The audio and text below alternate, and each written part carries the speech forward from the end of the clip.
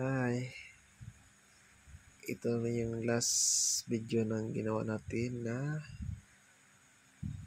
Ace Power Amplifier LX20. I-on natin. Bali okay na to.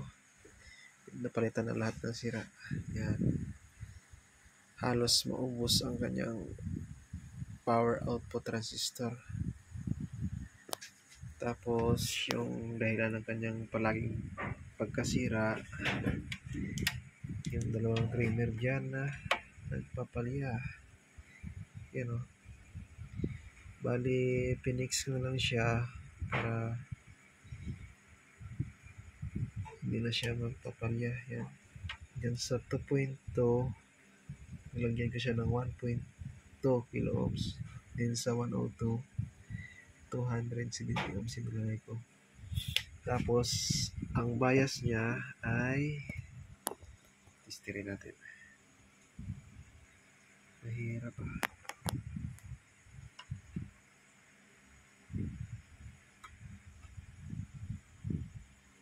meron siyang 0.43 volts. Sa kabila meron siyang 0.43 volts. Bali pantay rin siya. Para iwas na rin back job. Depende na lang sa paggamit. Yan. Tapos ang kanyang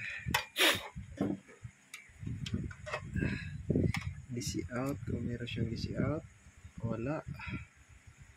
Yan wala DC out.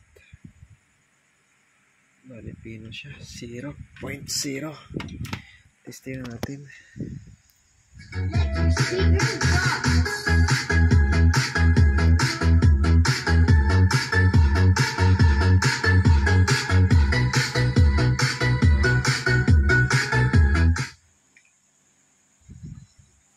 Kung gusto nyong gayahin to, sa inyo na. Yan. Maganda pag i-fix kasi hindi natin nalaman na minsan kinakalawang yan. Driver na dyan. Maganda i-fix na lang. Sige, salamat.